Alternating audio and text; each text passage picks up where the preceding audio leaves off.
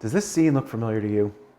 I think just about everyone who has ever used a handsaw has bent or kinked the saw blade at some point. Sometimes the blade springs back, but sometimes it doesn't. These saws are usually put away, never to be seen or used again until someone inherits the useless tool or buys it at an estate sale for $2 to $3. If you've ever been in this situation, you may have wondered, can this bent piece of metal be straightened into a usable saw again? Well, I'm happy to tell you that the answer to that question is a resounding maybe. I've been sharpening hand saws for almost 20 years, and I spent about 10 of those years as a part-time professional. I've straightened hundreds of hand saws, and each saw and each bend is a little bit different. Sometimes a saw can be hammered back to factory straightness. Other times, it's best to get it straight enough to be usable, but not try to go any farther than that. In some cases, a bend may be too severe or in too thin of an area of the blade, and hammering any more than is necessary to make the saw usable again risks doing irreversible damage to the saw. So I always warned my customers that there's a possibility that I may not be able to remove the bend completely. This is especially true when the bend is in the thinnest area of the saw, right up near the toe. A typical handsaw blade tapers in thickness from thickest at the teeth near the heel of the saw to thinnest at the tip of the toe of the saw. And this is so that the saw can run with less set. Now, I've always said that removing bends from a handsaw is just as much art as it is skill. There's an awful lot of judgment in the process. And as the old saying goes, good judgment comes from experience, but experience comes from bad judgment. So my goal for today is to demonstrate the process that I use to straighten a handsaw. But as I said earlier, every saw and every bend is unique, and really learning to do this is going to take practice. So start with some saws that have no sentimental or collectible value, because you will inevitably ruin a few saws before you've made enough bad judgments to gain the experience to make good judgment. The tools required for straightening a handsaw are fairly basic. You need a screwdriver that fits the screws on your saw precisely. You need a hammer, and you need some kind of anvil. The hammer needs to have a smooth, slightly rounded face to prevent you from damaging the saw with any hard corners. I use two hammers. I have a 24-ounce ball peen hammer, and I also have a 48-ounce drilling hammer, sometimes called a lump hammer. Now, you might think that these hammers are kind of large for the work. On the contrary, a large hammer allows me to use the weight of the hammer to do the work, and I can gently tap on the saw blade rather than beating on the blade with heavy blows. A large hammer offers more control. As for the anvil, you have lots of options. You could certainly use a large, heavy forged steel blacksmith's anvil, but it's kind of unnecessary and a bit overkill just for sharpening saws. A piece of railroad track from the scrapyard would work just as well. You can also use the anvil on the back of a machinist's vise. The anvil on my machinist's vise was all I used for a good number of years when I operated my saw business, and it worked just fine. So if that's all you have, feel free to use it as long as it's big enough to straighten the saws that you have. Today, I use an inexpensive cast iron anvil. Now, being made of cast iron, it has no bounce like a forged steel blacksmith's anvil. But for straightening saws, that's actually a good thing. One expert that I know of, who's far more knowledgeable than I am, insists that a dead anvil is actually more efficient than a blacksmith's live anvil when it comes to straightening saws, because the dead anvil allows the steel to move more easily than a live anvil, which would push back against the hammer, countering the effects of the hammer strikes. In fact, my late friend Stephen Shepard actually preferred end grain wooden anvils for straightening saws over iron or steel ones, because the wood has more give than metal. Now, of course, Hardwood is going to be a little bit better than softwood. However, if all you have available is a cut-off piece of 4x10 pine, then use what you have. So don't let anyone convince you that you need an expensive blacksmith's anvil to do this work. Unless you're going to be doing forge work, a hardened steel anvil is completely unnecessary and may even be undesirable, depending on who you talk to. So before you start hammering away randomly at the blade, it's important to assess the blade to determine where exactly the bend starts and ends. Now you can do this with a straight edge, but after some time and some experience, you'll be able to do it well enough by eye that you won't have to use the straight edge anymore. It's also important to check it both from the tooth line and from the back of the blade, because you want to know if there's any twist in the blade or if it's an even bend. By checking from both the tooth line and the back, you'll be able to tell if the blade is evenly bent or if there's some twist in it as it goes down. Sighting down this saw, I can see that it has a slight S shape to it. The major part of the bend coming here with a little bit more at the toe. And if we flip it over, we can also see that it's fairly consistent. It maybe has a little tiny bit of twist in it, because if you line it up just right, you can see that the toe over here kind of sticks out to the right just a little bit more when you're sighting down the spine of the saw. And when we turn it this way, you can see we sight right down the tooth line that now the toe kicks to the left just a little bit. So there's a little bit of a twist at the toe, so we're going to have to address that as well. So since this blade has an S curve, that tells me it has two bends in it. It has one bend back here closer to the middle of the blade and then another bend closer to the toe. Now, I'm going to have to address those two bends separately. So I'll take care of the more severe bend first, and that's the one that's closer to the middle of the blade. And then once I get that one pretty straight, then I'll address the bend at the toe. Now the twist to me looks like it's mostly at the toe, so I'll address that when I get to addressing the less severe bend at the toe. So we're going to start by addressing this more severe bend here towards the middle of the blade. Now, after removing the handle from the blade, I'm going to bend the blade in either direction. Now, this may make the bends slightly better, it may make them slightly worse, or it may do nothing at all. If it does nothing at all, it tells me that the saw still has most of its tension in it. If it makes the bend slightly better or slightly worse, it tells me that the blade has lost some of its tension. Now, I'm going to have to put that tension back in if it has lost its tension. And in any case, I may have to retension the saw anyway after hammering it, because hammering it is likely going to remove some of the tension. But it's still good to give the saw a couple bends before you start hammering on it, just to see, because it does release some of the stresses in the metal, and it may show that the bend is either a little worse or a little better than you initially thought it would be. Now, after assessing the tension and noting where the bends are, I'm ready to start straightening this out. Now, for your first couple of saws, it may be helpful to use some soapstone or some chalk to actually mark the blade so you know where you need to work on it. In this case,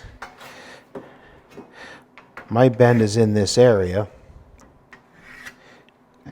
and I'm going to be hammering in this area here, and I'm going to start at the middle and work my way out towards the edges. So I'll start hammering here and then work my way out. So this bend, this first bend here, is in this direction, right? So this part of the saw, this part of the metal, has been stretched. So in order to reverse this, I need to stretch the metal on this side and compress the metal on this side. And I'm going to do that. You can see how it sits up off the anvil. So what I'm going to do is I'm actually going to flex the saw a little as I make these strikes. And what you'll notice is that I'm not beating on the saw, I'm just letting the hammer drop.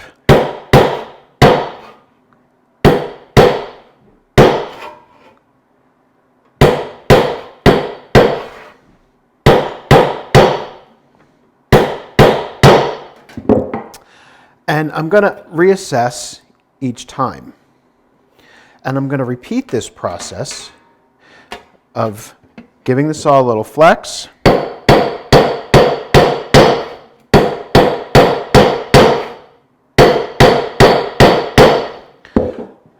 and then giving the saw a few taps. And what I'm trying to do, again, is compress this side here and stretch this side here.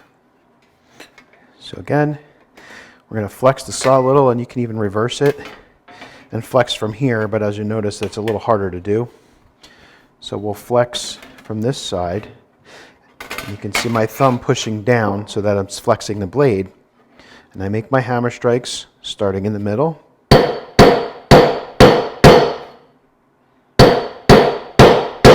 And feathering out to the ends. You'll notice I move the saw as I'm doing this so that I'm striking on the heavy part of the anvil.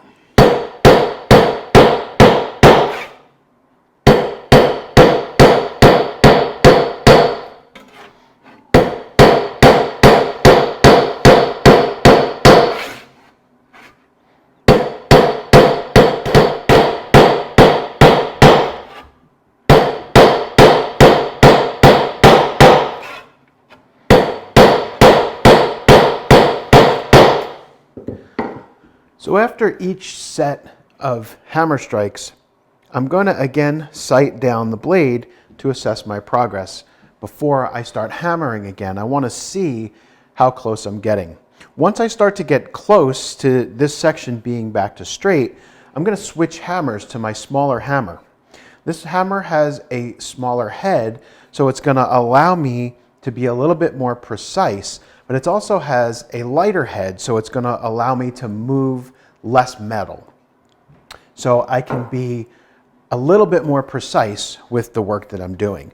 Now, there really is no formula to this. As I said earlier, every saw is different, every bend is different. So you're going to have to use a lot of judgment, and this is where the judgment comes in. How long do you keep hammering? When do you stop? So because there's really no formula for this, and there's no way for me to tell you how long this is going to take, there's no way that I can say, do it this many times until your saw is straight. You're just going to have to hammer, check, and just keep working.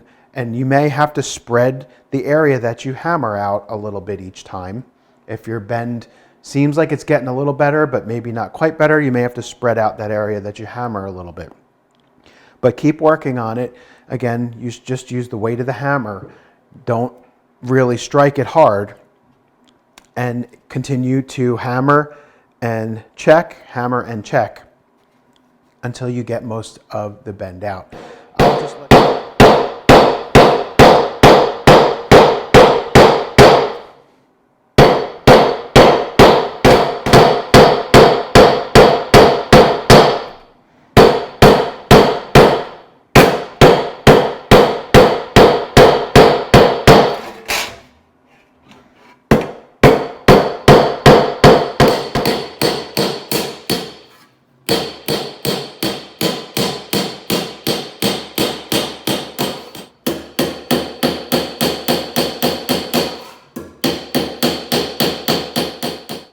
So now you can see that our first bend is pretty much taken care of. There might be a hint of it remaining, but sometimes you just kind of have to stop and say that that's enough. So now I can work on that second bend near the toe, and this one's going to be a little bit more fragile.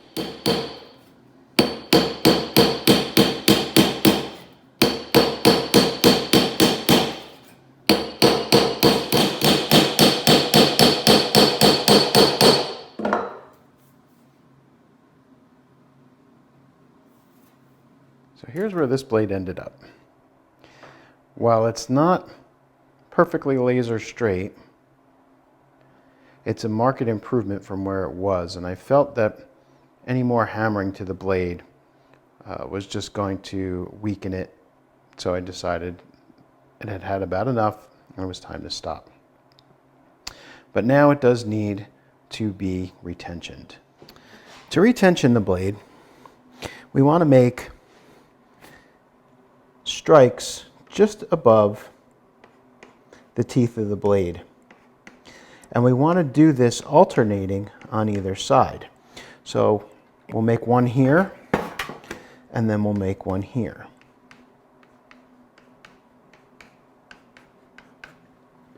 We'll make one here, and then we'll make one here. And you want to try and get as close to opposite of each other as you can. And what this is going to do is it's going to help to straighten this tooth line just a little bit more and provide some rigidity to it so that when the blade bends, it doesn't come back, it doesn't hold that bend, it springs back to where it was. So this is the next step, or the final step in the straightening process. Now when I do this, I'm going to use the ball peen of the hammer.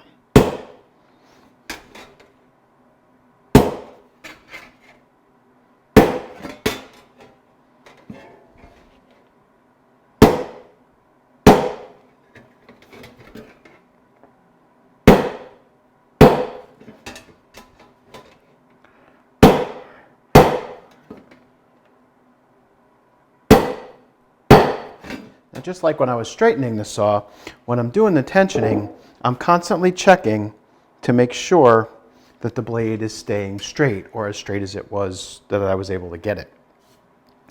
If I happen to over tension one side, it's going to bow that blade. So I want to be very careful that I'm tensioning evenly on both sides in order to keep the blade straight. If it starts to bow in one direction, then you're going to need to add more tension to the other side. So if the saw bows like this, I'm going to add some more tension to this side. And I want to keep that blade as straight as possible. So now after tensioning, again, here's what the blade looks like. Again, not perfect at the toe, but the toe is a fragile area, so you have to be careful not to overhammer there. But what's important is I can bend this saw now, and it springs back to where it was, and it's nice and straight. So this saw is ready to go. So once the tension's been applied, now this saw is ready to be cleaned, polished if you're going to polish it, and the teeth can then be sharpened, and this can be a usable saw once again. Now as you saw, this one didn't come out perfectly laser straight. And that is going to be pretty common. This is actually one of the more difficult ones that I've ever had to do. It was an S-curve. It's a fairly thick steel, fairly thick blade. So it was a little more challenging of a saw to do. But it's at the point now where it's a usable tool once again, whereas before the S-curve was really just too pronounced and too much to be able to put this saw back to use. So even though it's not laser straight, it's straight enough to the point now that it's a usable saw. It can be sharpened, it can be put to use. So I hope this has helped you a little bit. This is quite a difficult topic to teach, and it's also a bit of a challenging skill to learn. But if you get yourself some old, non-valuable, non-collectible saws and give it a try a few times, practice a little bit, you'll find that you too can do this. It just takes a little bit of trial and error and a little bit of practice, and you'll be able to straighten your saws as well.